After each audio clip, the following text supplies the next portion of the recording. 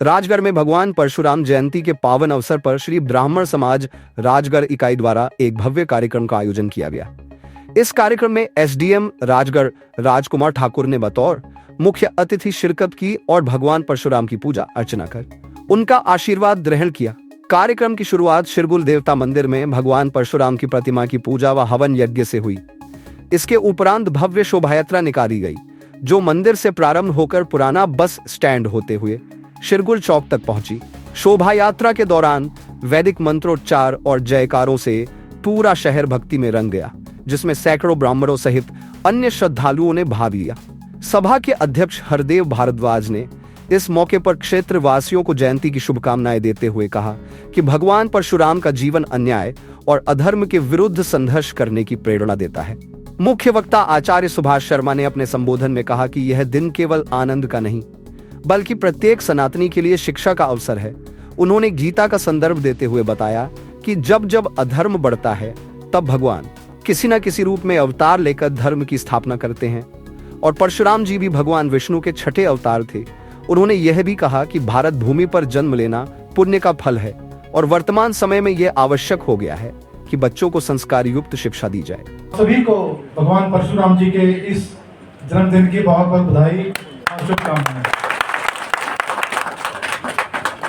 क्योंकि भगवान परशुराम जी के विषय में तो आचार्य जी अधिक बताएंगे, परंतु जितना मैं पढ़ पाया हूँ या समझ पाया हूँ, तो भगवान परशुराम जी भगवान विष्णु के छठे अवतार रहे हैं। और इनको हम जिस प्रकार से याद करते हैं कि भगवान परशुराम जी सत्य, साहस, धर्म और सद्मार्ग पर चलने वाले भगवान रहे हैं, और आज भी हम इनसे यही प्रेरणा लेकर एक सच्ची राह, सही दिशा में चलने का प्रयास करें।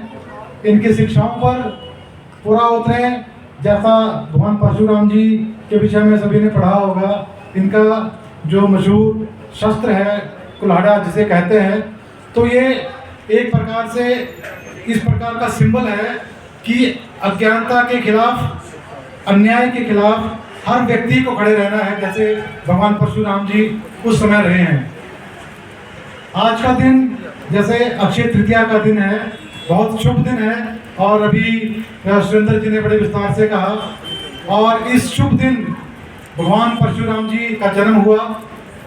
और एक बड़ी महत्वपूर्ण बात जो इस सभा में कुछ बच्चे भी बैठे हुए हैं, इनके लिए कि भगवान परशुराम जी का एक उदाहरण कि अपने पिता की आज्ञा का उन्होंने किस प्रकार से पालन किया।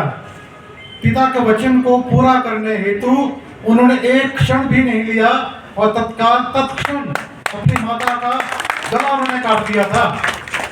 बेशक उनके पूज्य पिताजी ने उनको जीवन दान दिया और वो पुनः जीवित हो उठी थी। तो कहने का भाव यह है कि हम सभी को अपने माता पिता, गुरुजनों की आज्ञा का पालन, उनके आदेशों का पालन, उनकी जो शिक्षाएं हैं उन पे हमको चलना है और अपने देश को, अपने समाज को आगे लेकर जाना है।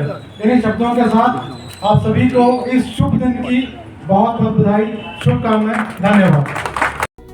समापन पर भजन कीर्तन और भंडारे का आयोजन किया गया, जिसमें सैकड़ों श्रद्धालुओं ने प्रसाद ग्रहण किया। डलहौजी हलचल के लिए विजय आजाद की रिपोर्ट।